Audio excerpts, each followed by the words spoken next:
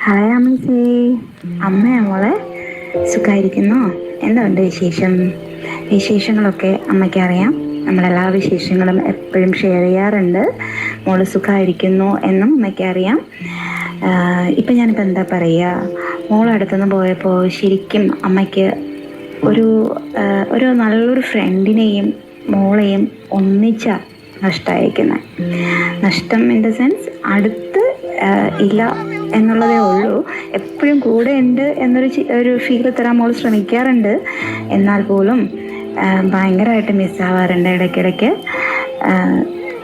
സാരമില്ല, മോളുടെ ആഗ്രഹം അത് എത്ര കഷ്ടപ്പെട്ട് ഒരുപാട് ഹാർഡ് വർക്ക് ചെയ്തിട്ടാണ് മോൾ അവിടെ എത്തിയത്. കുഞ്ഞുനാൾ മുതൽ K-pop ഐഡലാവണം എന്നൊക്കെ പറഞ്ഞ് വരുമ്പോൾ ഞങ്ങളത് ഭയങ്കരമായിട്ട് തമാശയായിട്ട് കേട്ടിരുന്നുള്ളൂ. ഞങ്ങൾക്ക് നിന്നിലൊരു ലക്ഷ്യം ഉണ്ടായിരുന്നു, നിന്നെ എന്താക്കണം എന്നായിരുന്നു ഞങ്ങളുടെ ലക്ഷ്യമെന്ന് നമുക്ക് നന്നായിട്ട് അറിയാം. പക്ഷേ മോളുടെ ആഗ്രഹത്തിന് മുമ്പിൽ ഞങ്ങൾ തൽക്കാലം ഞങ്ങളുടെ ഇഷ്ടം അല്ലെങ്കിൽ ആഗ്രഹം മാറ്റി വയ്ക്കുകയായിരുന്നു. ഇവിടെ ഇപ്പോൾ ഞാൻ മാത്രമേ ഫ്രീ ആയിട്ടുള്ളൂ. അതുകൊണ്ടാണ് അമ്മ വോയിസ് അയക്കുന്നത്. അച്ഛനൊക്കെ നല്ല തിരക്കിലാണ്.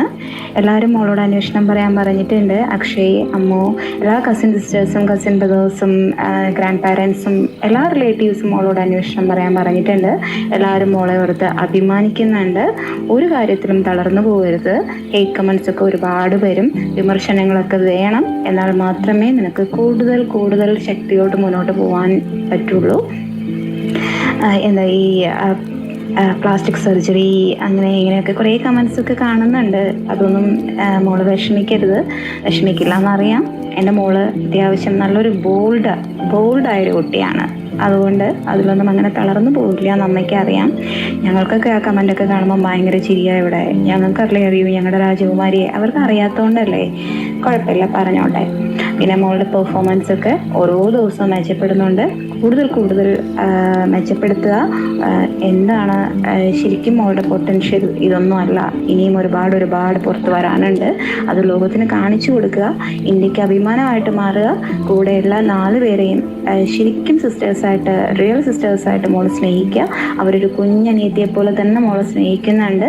അതിൽ ഞങ്ങൾക്ക് ഭയങ്കര സന്തോഷവും സമാധാനവും ഉണ്ട്. ഇത്രയും ദൂരെ ഇരിക്കുമ്പോൾ അവരുടെ സ്നേഹം നിനക്ക് കിട്ടുന്നത് തന്നെയാണ് ഞങ്ങൾക്ക് ഏറ്റവും വലിയ സന്തോഷം. ഇപ്പോൾ പിന്നെ മോളെ കാണാൻ പറ്റുമല്ലോ, ബാംഗ്ലൂർ വരുമ്പോൾ കാണാൻ പറ്റുമല്ലോ, അതിനുള്ള കാത്തിരിപ്പാണ്. പിന്നെ മോൾക്ക് ഫുഡൊന്നും തരാൻ പറ്റാത്തതിൽ അത് അമ്മയ്ക്ക് ഭയങ്കര വിഷമമാണ് കേട്ടോ. മോൾക്ക് ഇഷ്ടമുള്ള ഫുഡൊന്നും അമ്മയും കഴിക്കാറില്ല. നമുക്ക് എപ്പോഴേലും ഒന്നിച്ച് കഴിക്കാം. മോളെപ്പോഴെങ്കിലും ഇന്ത്യയിൽ വരുമല്ലോ വെക്കേഷന്, അപ്പോൾ നമുക്ക് അടിച്ച് പൊളിക്കാം, ഒന്നിച്ച് ഫുഡൊക്കെ കഴിക്കാം. ഇപ്പം ആരോഗ്യം ശ്രദ്ധിക്കണം. നമ്മുടെ മോനെ എവിടെ ഇരുന്നാലും ഒരുപാട് ഉയരങ്ങളിലേക്ക് എത്തട്ടെ.